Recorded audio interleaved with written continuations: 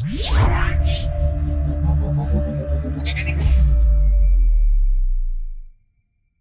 To day 6. This is professor Vinod Kumar. ఇలా urea రాజకీయాలు అటు బీఆర్ఎస్, ఇటు కాంగ్రెస్ ను, అటు బీజేపీని ఇలా ఉక్కిరి బిక్కిరి చేస్తున్నాయి. యూరియా రైతుల బెత అయితే తీరని వెలగానే మిగిలిపోయింది. ఇంకా కృత్రిమ కొరతగా సృష్టించిన దేశంలో బయట మాత్రం యూరియా దందా అయితే నడుస్తున్నది. బట్ ప్రభుత్వ ఏజెన్సీల దగ్గర మాత్రం వాళ్ళ యూరియా మాత్రం దొరకడం లేదు. ప్రజలు 4 గంటల రాత్రి నుండి మొదలుకుంటే సాయంత్రం దాకా క్యూ లైన్ లో నిలబడి కనీసం ఒక్క బస్తా యూరియా కోసం అయినా కూడా వాళ్ళు రైతులు, ముఖ్యంగా ఆదివాసీ రైతులు పడుతున్న వ్యధ చూసుకుంటే భద్రాద్రి కొత్తగూడెం జిల్లాలో గజ్వేల్లో చూసుకుంటే కాలు కూడా ఏవో కాలు మొక్కడానికి, అగ్రికల్చర్ ఆఫీసర్ కాలు మొక్కడానికి అక్కడ రైతులు ప్రయత్నం చేస్తున్నారు. అంతేకాకుండా 33 జిల్లాలలో కూడా ఇదే పరిస్థితి దాపురించింది.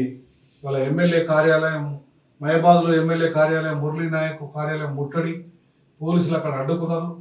అంతేకాకుండా మొత్తంగా సుమారు 450 బస్తాల యూరియాను పంపిణీ చేసిన ఎక్కడ అంటే నిజాంపేటలో. అంటే చూడండి ఇవాళ ఎంత కొరత ఉందంటే యూరియాలో మొత్తం కృత్రిమ కొరతన. కేంద్రం అయితే అంటే యుక్రెయిన్ యుద్ధం వల్ల ఈ పరిస్థితి వచ్చిందని అంటున్నారు. మరి యుక్రెయిన్ యుద్ధం అయితే చైనా నుండి ఏమైంది?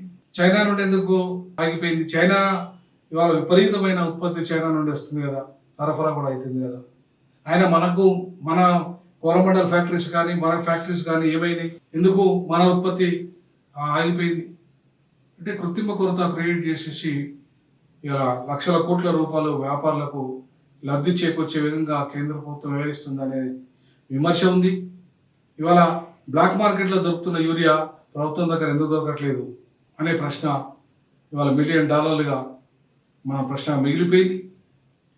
సో ఈ రకంగా చూసుకుంటే అంటే రైతులను నిలువున ముంచేస్తున్న ప్రభుత్వం, అటు కేంద్రము ఇటు రాష్ట్ర ప్రభుత్వాలు కూడా ముఖ్యంగా పేద రైతులు దీంట్లో బాగా నష్టపోతున్నారు. ఆదివాసీలు, దళితులు, బడుగు బలహీన వర్గాలే దీంట్లో ఎక్కువ బాధితులుగా ఉన్నారు. ఆ రైతులకి ఎక్కువ నష్టం జరుగుతుంది. ఆ రైతులే రోడ్ల మీద పడిగాపులు కడుతున్నారు.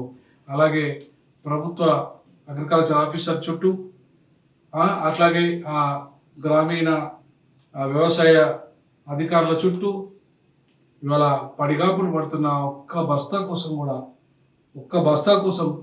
ఇవాళ ఎంత వెదలు పడుతుందంటే అంత వెదలు పడుతున్నారు. ఎందుకంటే ఇవాళ యూరియా అనేది చాలా అంత ఇంపార్టెంట్గా మారిపోయింది. వరి ధాన్యం కానీ లేదంటే ఉత్పత్తులకు కానీ, ఏదైతే వ్యవసాయ రంగానికి యూరియా అనేది చాలా కీలకమైపోయిన పరిస్థితులలో ఇవాళ మనం గణపతి పప్ప మౌర్య యూరియా ఏదయ్యా అని చెప్పేసి ఆ యూరియా కొరత మీద బీఆర్ఎస్ ఇవాళ మొత్తం అసెంబ్లీ ముట్టడికి పిలిపించింది. ఒకవైపు అసెంబ్లీ కాళేశ్వరం అంశం అసెంబ్లీలో నడుస్తుంటే మరొక వైపు యూరియా కొరత మీద ఇవాళ బీఆర్ఎస్ పెద్ద ఎత్తున ఆందోళన చేస్తుంది. ఇవాళ రాష్ట్ర వ్యాప్తంగా కూడా అంటే యూరియా రాజకీయం వాళ్ళు చేస్తే, బీఆర్ఎస్ వాళ్ళు చేస్తే, కాళేశ్వరం రాజకీయం కాంగ్రెస్ వాళ్ళు చేస్తున్నారు. రసవత్తరంగా అటు కాళేశ్వరం రాజకీయం, ఇటు యూరియా రాజకీయం. ఇవాళ అంతిమంగా బాధితులు ఎవరంటే ప్రజలు, ముఖ్యంగా పేద రైతులు. సో వీళ్ళను ఆదుకోవడంలో అటు కేంద్ర ప్రభుత్వ రాష్ట్ర ప్రభుత్వాలు విఫలమైనవి. సో కాబట్టి ఇవాళ ఈ యూరియా కృత్రిమ కొరతకు కారకులు ఎవరు? కేంద్రమా, రాష్ట్రమా, లేదంటే దళారులా? ప్రైవేట్లో దొరుకుతున్న యూరియా, బ్లాక్ మార్కెట్లో దొరుకుతున్న యూరియా ప్రభుత్వం దగ్గర ఏం దొరకడం లేదు. ఈ అంశంలో మీరు కామెంట్ రూపంలో తెలియజేయండి. జై భీమ్, జై పులే, జై పెరియార్, జై తెలంగాణ, జై జై సామాజిక.